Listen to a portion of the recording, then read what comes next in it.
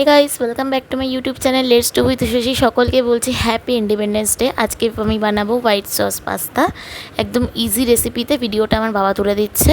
তো প্রথমে বলে দিই, ভিডিওটাতে আমি চিকেন আর যে চিংড়ি মাছ যেটা ইউজ করেছি পাস্তাতে, সেটা আমি দেখাইনি, সেটা আমি পরে দিয়ে দিয়েছি। আগে আমি আমার মা আর আম্মার জন্য নিরামিষটা তুলে দিয়েছি। তো চলো তোমরা দেখতে থাকো। প্রথমেই দেখতে পাচ্ছ আমি গাজর, রসুন আর আদা কুচি নিয়ে নিয়েছি একটা বাটিতে। আচ্ছা, এরপরে দেখতে পাচ্ছ চিকেন কিমা আর নিয়ে নিয়েছি চিংড়ি মাছ। আর এখানে রয়েছে দুধটা কিন্তু অনেকটাই রয়েছে, কিন্তু ক্যামেরাটা ঠিক করে হয়নি বলে এরকম লাগছে। আচ্ছা চলো এবারে দেখে দিচ্ছি। পাস্তাটা এক জায়গায় সেদ্ধ হচ্ছে একটা গ্যাসে, আর আমি এখানে আর একটা গ্যাসে বাটারটাকে দিয়ে দিয়েছি গরম করতে।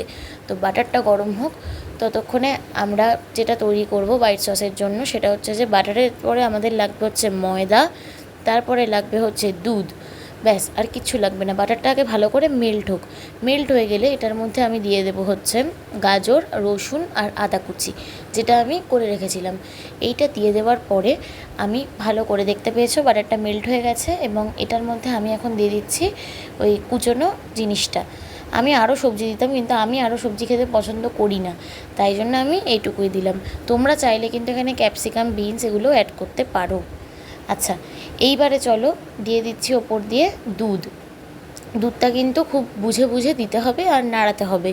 আর পরে আমি আরও অনেকটাই বাটারের ইউজ করেছি, দেখতেই পাচ্ছ বাটারটা দিলাম।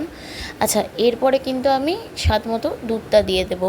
তবে হ্যাঁ, এই পাস্তাটা আমি এই নিয়ে 3বার ঘরে বানানোর পরেই তোমাদেরকে ভিডিওটা শেয়ার করছি। আমার নিজের মুখে এবং আমার সাথে যারা যারা খেয়েছে তাদের সবার মুখে খুব ভালো লেগেছে।